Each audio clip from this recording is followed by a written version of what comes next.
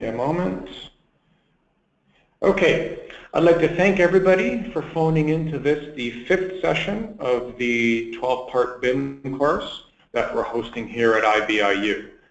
Today's session, we're going to be talking about specifications and BIM. So just some housekeeping. As always, these sessions are accredited under the AIA ConEd system. IBI is a certified provider of ConEd courses, and this course will qualify for 1 learning unit. In order to achieve the credit, you need to obviously be called into this webinar and provide proof of your call-in. So anybody who's logged in individually, I have your name on the attendee list. If you're in a room with multiple people, please sign in on a sign-in sheet and send that to ibiu@ibigroup.com. If you are an AIA member, please enter your AIA number into the questions pane if you're logged into the webinar, or write it beside your name on the sign-in sheet. Okay, so today's topic, specifications in BIM. We're going to look how specs and BIM can work together. So we're going to explore a couple of approaches, one being coordination with specs with content from the model, and the other being having the spec drive the model. Both of them are quite fascinating, and there's a couple different approaches and ramifications of both. So we want to just understand how they could interact, kind of like the state of affair with respect to how specs are manipulating and being manipulated by the BIM model today. Hopefully it'll imply how coordination can be improved, understand some of the current trends with BIM and spec integration, and look at some of the examples of what you can achieve with a full spec-driven BIM model. Well, that's how we'll finish. So as always, we'll start with the recap. So because this is the 5th session, I'm not going to obviously go through the first 4, but I just want to lay the premise again. BIM in general, building information modeling, is both a noun and a verb. And for me, the more important piece is that noun, the process of generating and managing digital representations of physical and functional characteristics of places. I love it. It's essentially everything that you see in the world, all of the assets out there, all of the components, they all come together, they're interrelated with each other, and with the context within which they reside. The noun, building information models, are the actual files, the models themselves that can be exchanged and networked. They can inform decision-making. Software, it can be used by individuals, by businesses, by agencies. We can use them for planning, designing, constructing, operating, etc. Some softwares are good for certain facets of the life cycle, but there's software for everything out there. And there is a subsequent session 2 from now focusing specifically on the various softwares that are in existence. BIM can be applied scaled, so if ever you're asked, is a project too big or too small for BIM, the answer is no, it's just a scaled application.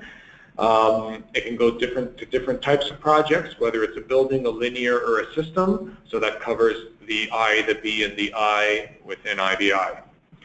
Collaboration and planning are critical. You got to scope what you want to do, you want to know how you do it, you got to think about how you're going to do it, you got to implement it, and then hold yourself accountable for implementing it correctly. BIM is something plus information, and that's the most literal approach to BIM. Look around you. Anything you see can be represented in a virtual environment. You can represent it simplistically. You can represent it extensively. Similar with the data. I can say it's a wall, or I can get to the specifics of materials, fire rating, sound transmission class, etc. It can be an air handling unit, or we can get to the specifics of manufacturer, electrical voltage, phasing, etc., and get deep into the realm of the data that can be associated to the equipment. It's also geometry in context. So in context to the physical and built environment, going from macro to micro. And I like this example from the UK. You can do a BIM model of the guardrail, the element, but the element is part of the entity of the bridge, the facility of the road, and the complex network of the entire roadway infrastructure of the country. So there is that relationship, and it's about breadcrumbs of information going to and from one aspect to another. If you look at anybody who's sitting in a building right now, you're in a conference room, the chair to the table to the conference room, to the floor to the building, and all of a sudden now you're in the road, the city, the country, etc. So you have that macro to micro and vice versa relationship of all the information that exists. We want to manage life cycle information. So we want to make sure we're not jamming too much into our models, regardless of what application we're using to model. But we have assets, they have unique identification, and then those unique identifiers can link them to other streams of data. In its simplest forms, streams of data could be GIS, RFID tags, it could be financial information, maintenance information, information from construction, shop drawings, O&M manuals, specifications, schematics, drawings, etc. Operational screens. Could be all of them, could be none. That's the scalability of it, but you got to understand that scope if you're delving into the life cycle data portion. 2 presentations from now, we'll talk about that as well. What you can do with BIM, there's a lot you can do. And typically in IBI, when we say we do BIM on every project, that's probably true. Anything that has a model has a BIM, but it's most likely for those base BIM uses where you have schedules, you review, and then you use the model as the basis for some form of visualization, whether it's simplistic viewing or whether it's advanced visualization through our advanced viz team. And there's a huge difference there. That was subject of the previous session. Then you have these typical uses. You go to these seminars and talk about clash detection, estimating, scheduling, etc. We've got to place those. Where do they belong? The next session is going to talk about BIM during construction. And a lot of these other uses come into play by the contractor. They benefit their purposes, and you've got to understand that intricacy of the relationship between the designer and the contractor on a DB, a DBO, or a P3 project to see who's doing what and how the contracts work so that these BIM uses are applied appropriately relative to the scope of each entity's function on a major project such as the P3s. Today's focus, we're going to talk specifically about specifications. So it is a BIM use. It has potential purpose during design and throughout the rest of the life cycle, which we're going to touch upon. So to do that, the first thing we're going to do is let's think about component classification. So wherever you are in the globe, just look around your room and imagine how you would BIM it. What are the pieces of the puzzle that are there that are making up the space within which you're sitting? And again, I'm using buildings as an example here, but it can be anything. If you're sitting on a transit line and you're walking down the rail corridor, look around you. What are the pieces? What are the components that are important, and how do they come together?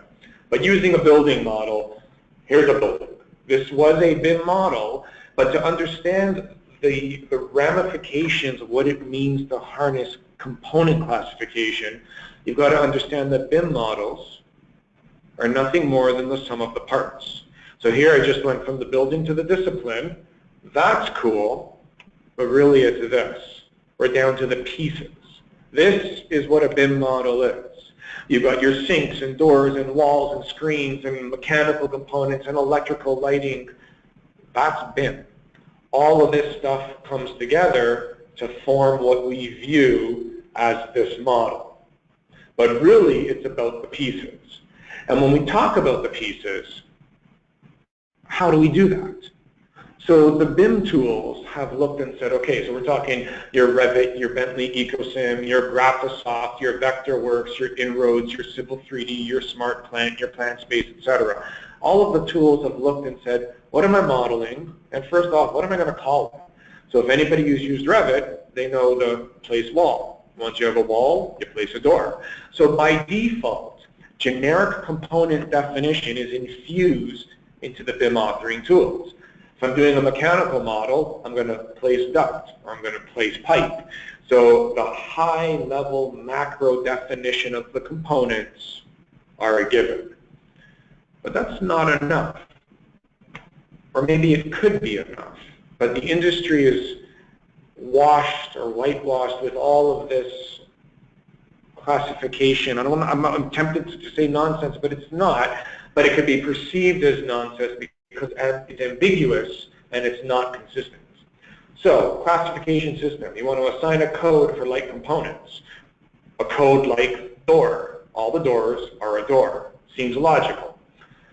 But the systems say, well, that's not enough. So we want subcodes for different types, varieties of components, options, or differences. We want to be able to query them, major to minor component types, spanning multiple files and models. And that's a big point right there. I may be in one model, but imagine a campus of multiple buildings, or a transit line with multiple stations. And I stand back looking project-wide and say, I want to query all the doors. I want to query all the windows. I want to query all the sinks, all the fluorescent light fixtures. How do I do that? That's what these are looking at. The problem is that there's multiple systems across the globe, let alone across the country and the continent. The classification systems, they're also not well understood and not well known. So, a couple of the systems that we have at play. UNIClass. This is a system that's been, it's sponsored by organizations within the UK. And what I'm going to do is I'm going to go through, I think, 4 systems here, just to show you what's out there. It basically has 15 tables, alphabetized, and the codes for components. So if I said to you, a G3221, that means external door, no matter where I am across the entire campus or collection of models. The deeper the code, the more detailed the explanation is. So walls, a G251 is an external wall, but a 25113 is a concrete external wall. And it keeps going on and on and on. If that wasn't bad enough, they decided, well, let's make UNIClass 2. It's an upgrade, consolidating various tables, changing the coding structure, therefore, obviously, entering that complication of a difference. And you can see at the bottom there, the left is UNIClass 1, the right is UNIClass 2. In essence, it's exactly the same concept, a code that goes from macro to micro. So keep that in your head, codes that go from macro to micro. We have master format. So in North America, this is sponsored by our US and Canadian spec organizations, CSI and CSC. Usually it's broken down by the 50 divisions, used to be 16. And the spec numbers are organizing the information about the facilities. So for me as a licensed architect, that resonates pretty good because I know my specs. I can equate my doors are Division 8, my my masonry walls are Division 4, my roof is in Division 7, and I can start to equate what's in my spec to the components that are going to be modeled inside my drawing. So this one I've used in the past. We then have UniFormat, which is a North American standard sponsored by, again, the spec organizations. There's an ASTM standard that governs it, and it's sponsored by the AIA. So the UniFormat used, again, letter codes A to G, and it went into an upgrade in 2015. So it's UniFormat 2. So to make the complication there, it was same concept, macro to micro, different structure. So if I'm doing interior finishes, it would be a C30 followed by something. But then they upgraded the codes. So that was something that had to be, understood. One more. We have OmniClass, and this is only one of many. So I'm only boring you with 4 of them. OmniClass is, in the name Omni, it's trying to take the best of them all and fuse them together. So it's, again, a different system. It has 15 tables. The vision is to have a global system so that it's applicable everywhere, taking the best of the best. But conceptually, macro codes, the more numbers you add, the more micro you go to the definition as shown in the 4-level table here. So when you're the reason I wanted to raise this is because we see this in some contracts and RFPs saying, make sure you include UniClass classification. And you read the RFP, we're bidding on it, we're doing a BIM model. What do you do to that? Is that a yes? Is that a no? Is there extra cost? Do we care? All those questions need to be answered. And please ask the questions, because sometimes it's easy, sometimes it could be difficult. So I'm going to show a couple examples here of how this filters into our BIM tools, and then we're going to get into how specifications can harness. So in a BIM tool, it's always, again, about the components or the assets. So remember what I said first slide. A BIM model is nothing more than an assembly of pieces. And when people are modeling, so you've got your engineer and architect, you've got your modeler working together, I'm assuming. They better be, because what's being modeled represents something that's going to be specified, something that may be scheduled, something that may have life cycle information. Who knows? But what is it that you're modeling? Know where it goes, know what specs are associated with it, etc.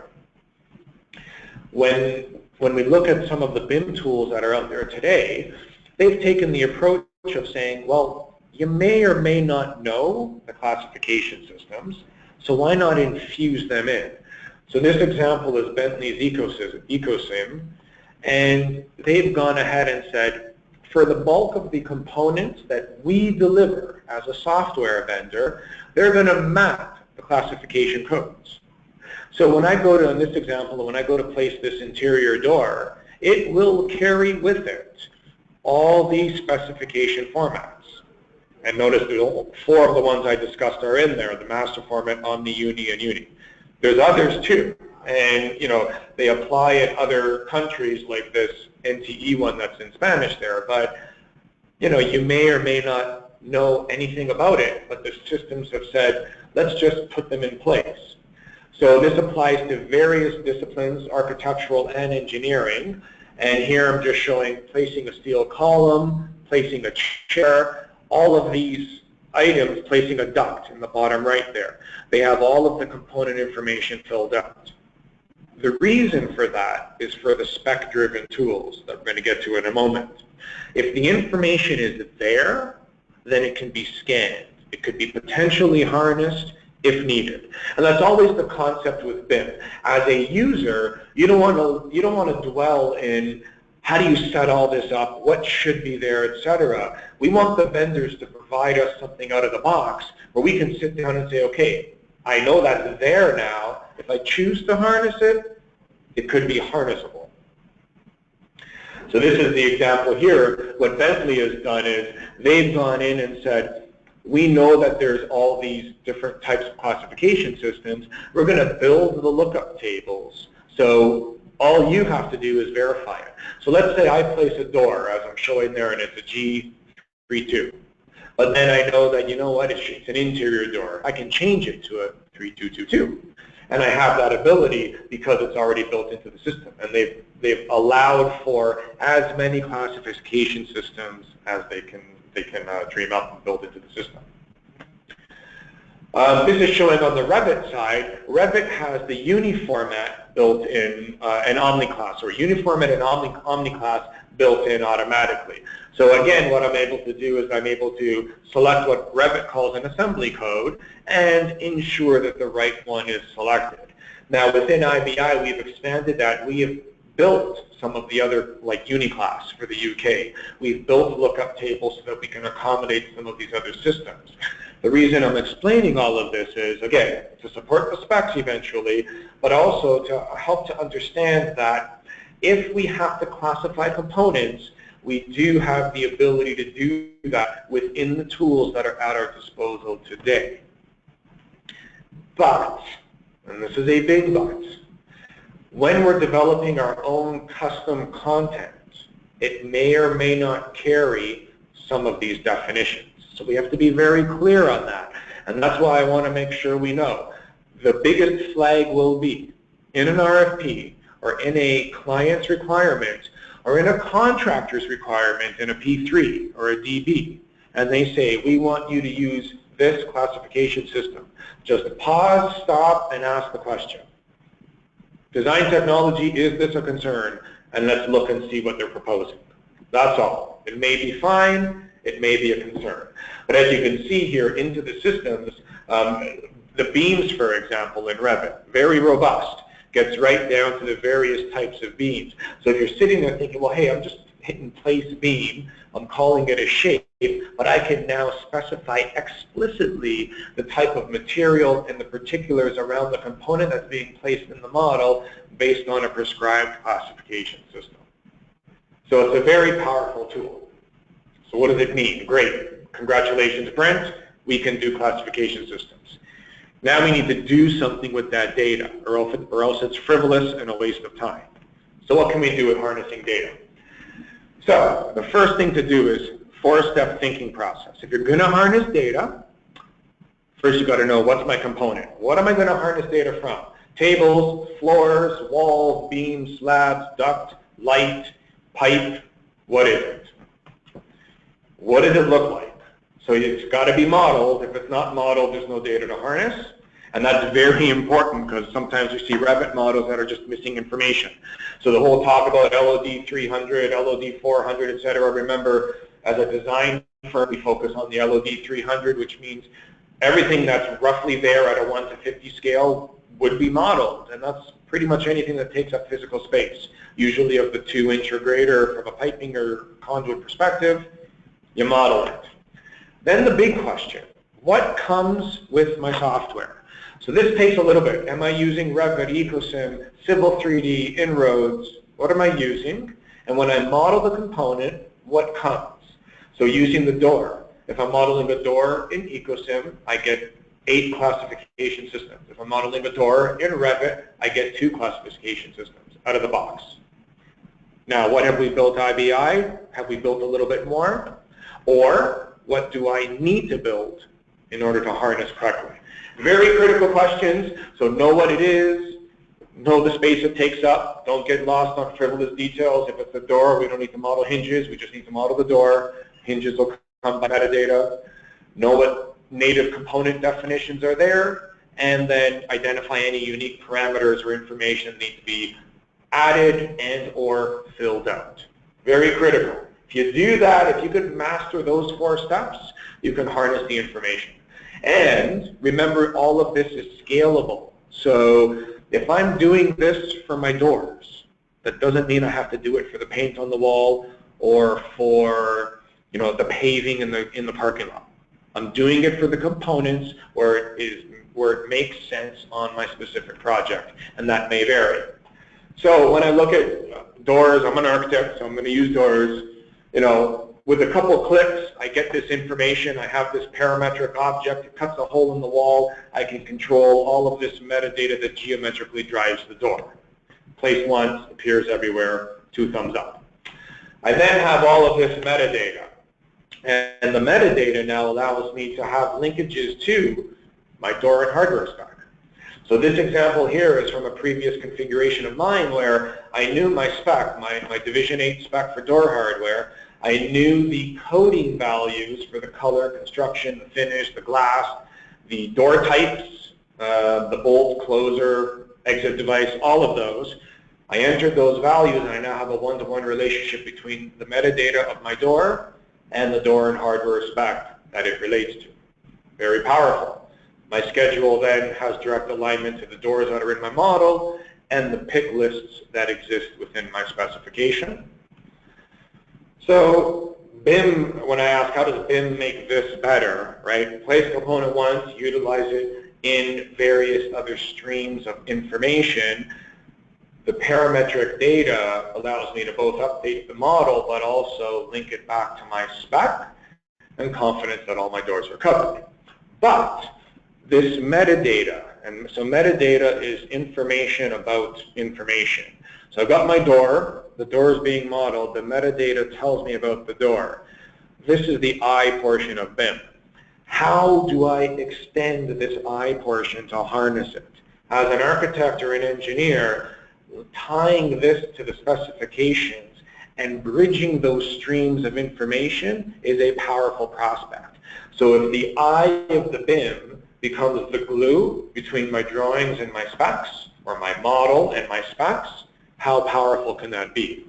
So we've got tools like SpecWave and eSpecs. One is for Bentley, one is for Revit, that can harness metadata to help to produce specs. And I added help. I should have put help in the slide. It's not perfect by any means, but it's pretty cool. So the models are queried, and they look for triggers that then impose something to what are termed intelligent specs. So the content of a spec is divided and compartmentalized into, quote, components, and then the model data informs which spec components are required, and then an automated process gives you your spec. So it's pretty powerful, and we'll talk a bit about this now. So in this example, and I've worked with both SpecWave and eSpecs in the past, SpecWave can scan the model, and you can tell it to look for specific pieces of metadata. The one I did in the past was find my master format entry. So this goes back to, I'm in my model, I'm placing doors, windows, louvers, etc. I'm wanting master format to be filled out. So all of those components need to carry the spec number within which they reside. So I place a door, division 8, something. Is it a hollow metal, FRP, stainless steel, aluminum, wood? Whichever door it is, that's the spec number I want it to have. So it will then scan all my components looking for that master format number. I could have told it to use any one of the classification systems. Doesn't really matter. The point is it's scanning to find something. If I made a custom component, I would add that information to the custom component. Same on the eSpecs. This is the out-of-the-box Frank Lloyd Wright's Falling Water example they use. eSpecs links to keynotes within the Revit model, and based on what it finds, it compiles a project spec. So same concept.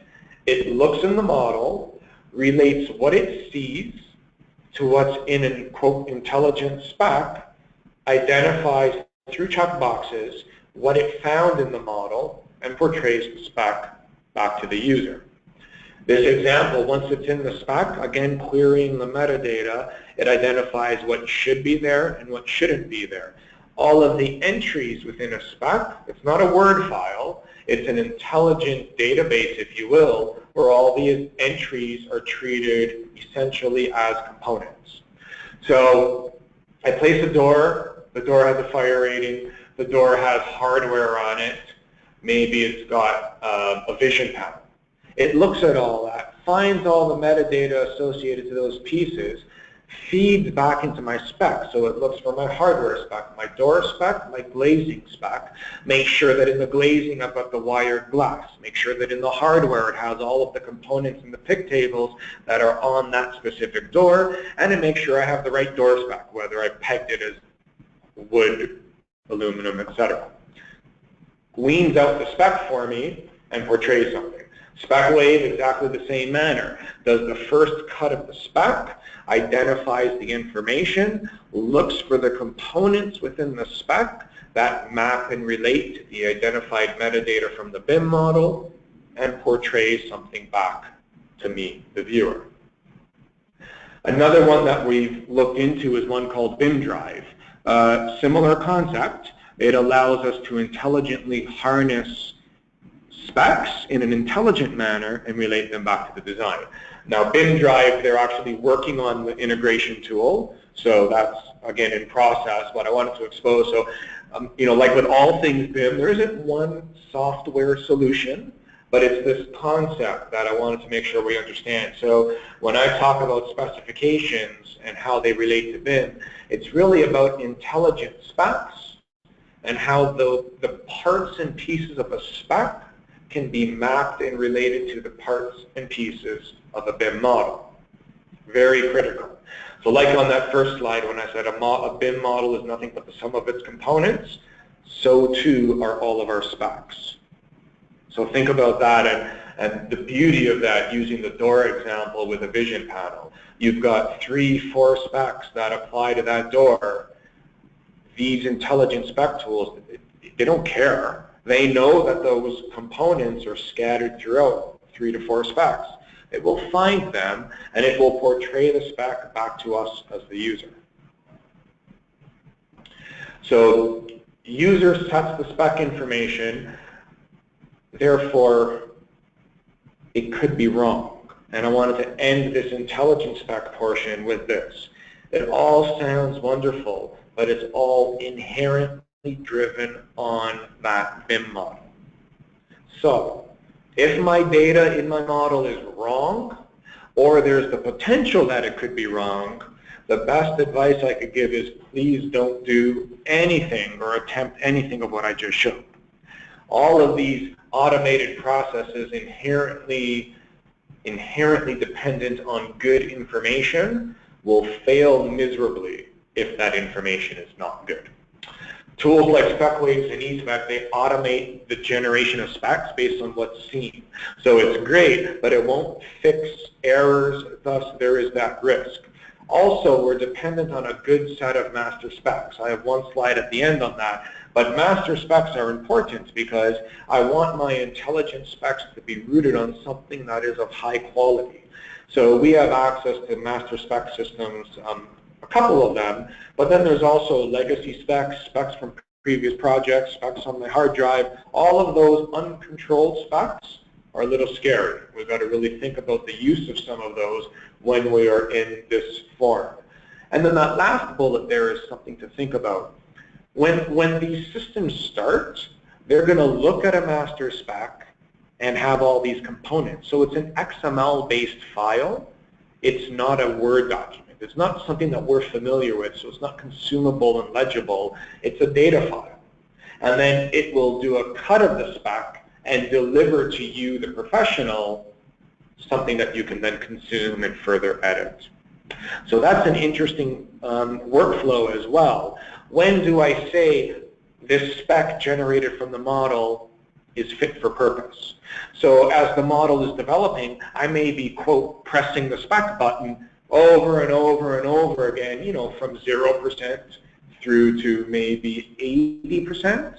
Then at some point I'm going to hit, give me my spec, take it, and then do any final augmentations outside of the environment. Unless the BIM model is 100% pristine and perfect, which is possible. But that's how we link BIM to intelligent specs.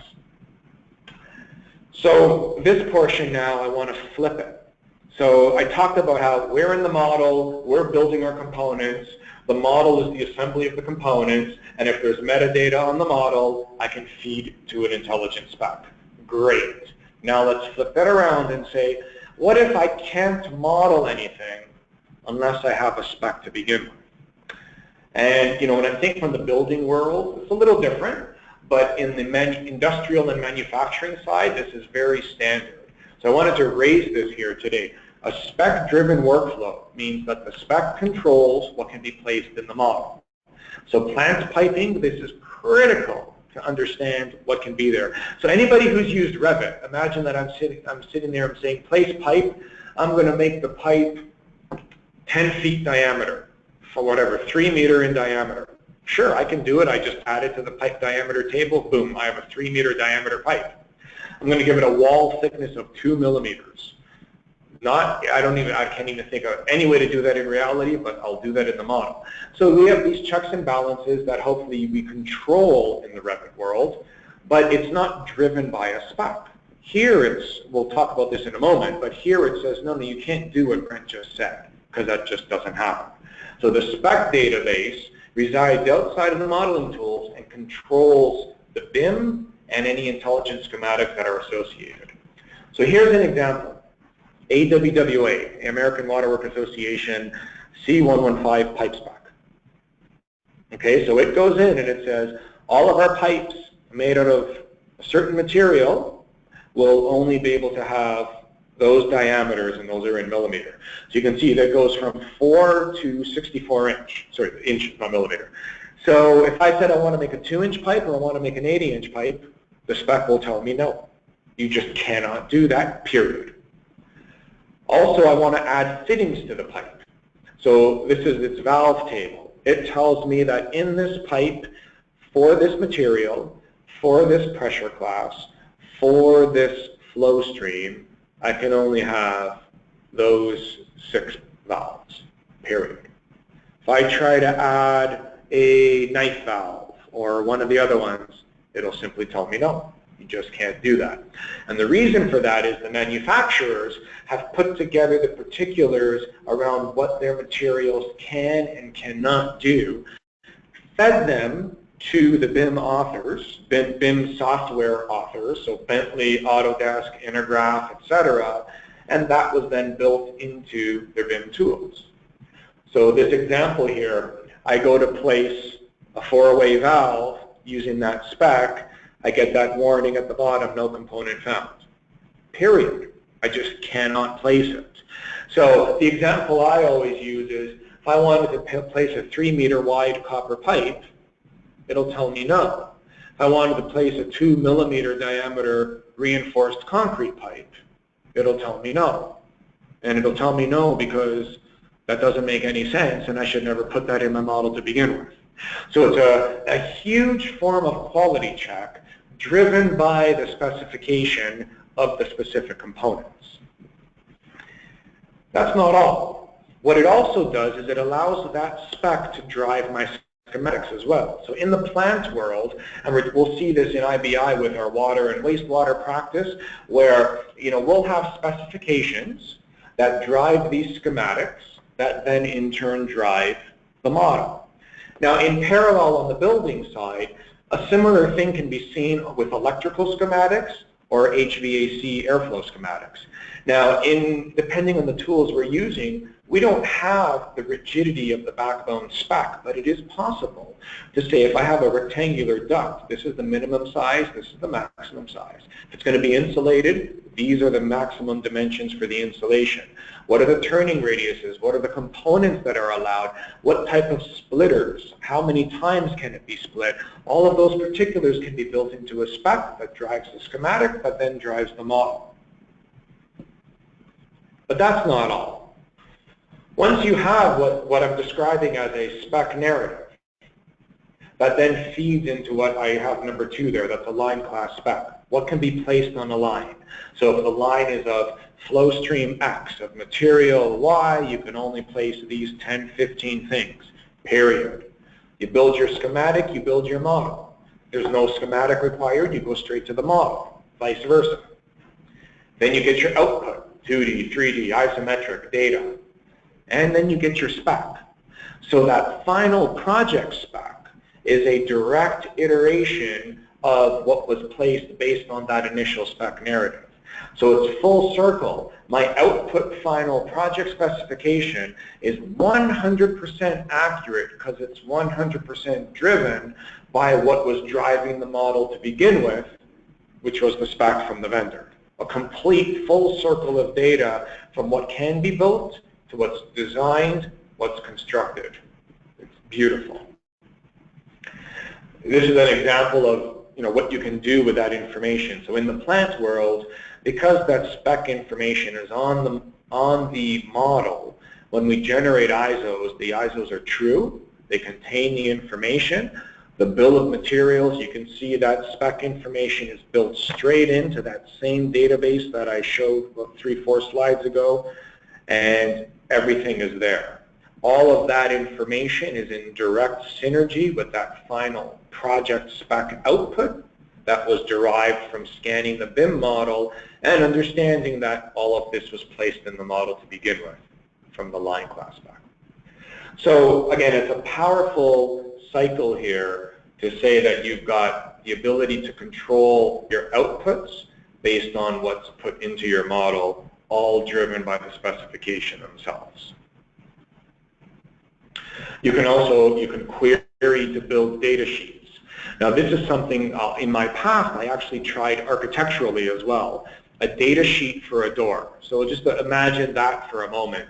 You've got your Revit model or your EcoSim model, I scan it, and it tells me, here's the door specs you need, door spec or specs, here's your hardware spec, and maybe there's some glazing in your doors, maybe there's a louver in your door, so it knows all the spec information. But what about now giving me a data sheet per door, similar to room data sheets, for example? So I was able to actually build, this is showing a pump data sheet, but something very similar for doors, where I was able to query what was the metadata inside my model, what was the associated specification, and portray them all in a visual data sheet to deliver to the client. It had its purpose for a particular project. Would you do it always? No. Same concept with room data sheets, and I do talk about that in 2 sessions from now, but you can take your space data, understand the rooms, you got your room number, your particulars, your design constraints, your design intent, and then get list of which assets are associated to the rooms, and you portray them in a data sheet and link them to tools like Codebook, Derofis, etc., where you have this bi-directional synergy between what's in your space and what's in your data sheet. So there's a lot of concepts there, and again, it's all, I'm throwing these all on the table because I want to stress specifications. It's heavily driven on good data. That's the only way to describe it and make it feasible. If what's in your model is not adequate, anything that's derived from that information will not be fit for purpose, period. So it's about the I in your BIM. And I'm sure any external presentations, it's all about, it's not the building, it's not the modeling, it's the information associated with it. So when I look at this, and this is a diagram I made a long time ago, and it applies here in IBI for sure. We've spent a lot of work standardizing and optimizing what we're doing and what our approach is to it. We have this BIM library. So if ever you said, hey, I need content, where's our content? It's about starting to build that. But it's not just building the content library. So there's the modeling effort. What is the widget? What does it look like? How is it going to be sized when placed in my model? But more importantly, what is it? What data fields are to be applied to it? And what data is there? What's its classification if applicable? Even if not applicable, should we apply a classification in case it could be applicable somewhere? A lot of questions around the BIM library, but you got to start with content and geometry first. Then we model it. What does it get modeled into? Your Revits, your EcoSims, your Civil 3Ds, your smart plants, etc. There's so many BIM authoring tools. We've got a subset of what we use regularly within IBI. We interact with other firms, either as our subs or in joint ventures, that may or may not be using the same tools as us. And then we portray them downstream to clients, vendors, and others who most likely are not using the same design tools as we're using because they're not designing. So we have our applications. We send it to some type of a review model. We interact with the components and the location and the metadata. So this review model, this for me is a huge, huge concept on any project that's looking to harness anything BIM. Any one of those uses around the wheel of BIM. Again, it's what are you doing, why are you doing it? But then throughout the course of the project, are we doing it right? So if we said we're going to scan the model and automatically get our door schedules, our door spec, maybe our finish schedule and specs for all our finishes. Maybe engineering will come in and say, I want my mechanical equipment scheduled, and I want a first cut of maybe my piping spec and my ducting spec. All good stuff. But if we're not reviewing the model throughout the course of design, verifying the information, it's not going to work, period. It just will not work if there aren't checks and balances being done by a BIM lead, the project BIM lead or whatever semantic term used for that, in conjunction with, and this is the most important part, in conjunction with the disciplines that own the components. So if I'm the project BIM lead, I'm not going to tell the engineer this is the information you need on your structural column.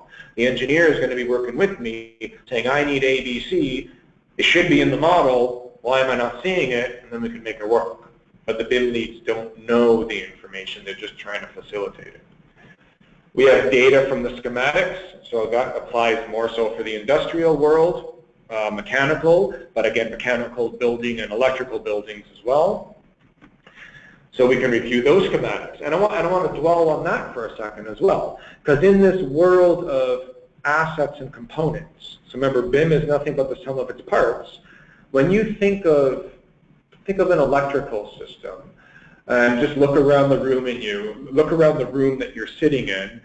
I see an electrical switch, a thermostat, lighting fixture. I don't see conduits, wires, cable trays, if there are any here. I don't see any of that. They may or may not have been modeled, but they are most certainly important from an asset management perspective, from a specification perspective. If they weren't spec'd, we've got some major issues. So they would probably show up on a schematic saying I got to get from point A to point B, and then that would be spec'd somewhere. So the information in the schematics that don't show up in the review model are very important on multidisciplinary projects. So keep that in mind. That's your wiring, your conduits, your cable trays, etc. Well, cable trays probably will show up, but there's a lot of information that won't. On the plant side, a lot of the transmitters and level indicators and items of those nature that are so small that you wouldn't model at a 1 to 50 scale or 1 to 20. So keep that in mind. Work with the client, make sure they understand what we're doing, and then everything comes together. And this data transfer is a very unique aspect there. In the world of specs, I don't care where the data is sourced. Don't care about the Revit model, the schematics, Civil 3D. I just care about the information. So I want to grab all that information, and whether my database is a codebook database for room data sheets, a SpecWave database for harnessing intelligent specs or eSpecs, whether it's an asset management database, which is going to be 2 sessions from now, doesn't matter. The point is it's data, and that's the important piece. We model it, we author it, it goes somewhere for downstream purposes, and spec is just one of many potential. And then with my specs, I can then report against what's been done, what's been generated. I can maybe see specs that weren't generated. So if I'm a quality reviewer saying, hey, where's your Division X spec? You're supposed to have it. Why wasn't it queried? We can go and look and see, well, there were no components modeled for this specific spec, therefore it wasn't generated. Ask the question, find out why, and act accordingly. And of course, everything can be global once you have this premise in place. So it sounds, when I describe it, I'm thinking, hey, that sounds pretty cool, but there are so many challenges. And I don't say this to discourage, I say this to make sure that we are aware, so that if we're doing it correctly. Specs need to be complete and correct so they can drive the modeling if you're going to have them do that. Then there is a cultural behavior to success. Engineer, architect, designer, drafter, etc., whatever, it's one team, one discipline, a set of owners for components and their information. I place something in a model, everything associated to that something is equally as important as the something itself. Very important. Everybody owns, thrives, we can make it happen. And then collaboration is critical. Nothing can be in a vacuum, everything has to be interspersed, working together, so they can feed off of each other, so everything can be harnessed as previously described. And the last one here is our master specs. So in keeping with this concept, we can't have automated routines based on different sets of specs scattered across the globe. So right now, I came from a firm where there was a corporate set of master specs. Right now we don't have that, but we do have some defined sets of specs. We do have industry standards that we access, NMS, CMS, and ARCON, so that is here in North America. We do have a library of master specs that are commonly used in specific offices, and I've spent some time trying to reach out and obtain examples of the specs. And the purpose of this library is to just get an understanding of what's out there so that as we're starting to build automated systems like these, we can know and say, well, this is the breadth within which we'll have to have some form of customization in order to accommodate what resides across the entire globe. If I quickly click on this just to show you, just to bring up the library, if it comes up, we've tried to organize it based on where the source is, whether they're specific to LEED, for example, or the interiors group, a specific office, etc. And as more come on board, I'd like to just assemble them as where possible. So that's, just wanted to show you that. A long-term goal is to normalize this, to try to have a master as much as possible. So maybe it's national specs for specific project types, maybe it's public versus private, whatever makes the most sense. I'm reaching out to practitioners that are focused specifically on specs to try to achieve this, because once we have the master library, we can then start to look at how to import specs as intelligent specs, how to compartmentalize the specs into quote components, and then how to start to build relationships between spec components and BIM components, or vice versa, how to have the spec components drive the BIM models where appropriate. So with that, that brings this session to an end. You can see that's only number 5. In 3 weeks' time, I'll have the invite out tomorrow for BIM during construction, and the rest will follow through during the course of the year. And before I look at the questions, I did want to mention that we have brought online the quizzes. So inside the thank you email, there will be a link to this quiz page. And just very, very quickly, I'll just grab the one from last week. So this is for people who missed the session, or any of the sessions. The link will say, come to this page. You're able to access the previous course. Today's will be online shortly. You hit create new document. It'll open up this InfoPath tool here, software, sorry. And once it brings down the quiz, you'll just have to enter your name, answer the questions. So the name is critical. Answer the questions on what, however best you can based on watching the recording.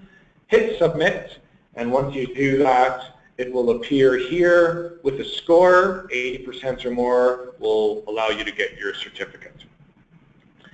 And with that, I will open up, I'll have a look at the questions pane here. Okay, so if there are any questions, I think so somebody's entered the AIA number. Please enter in your AIA number if you have it, and if there are any questions, type them into the question box. And while I wait for questions, just a reminder to everybody, the next bunch of sessions. So let me go back to the curriculum while we wait for questions. The next bunch of sessions, again, everything is, I don't want to say a high level, but we're trying to understand the concepts here.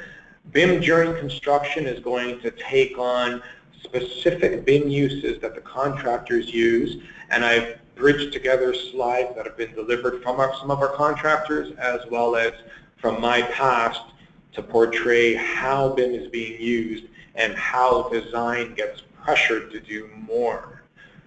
Asset management is going to look at some of our aspirations as we take our data, looking beyond construction to the overall life cycle.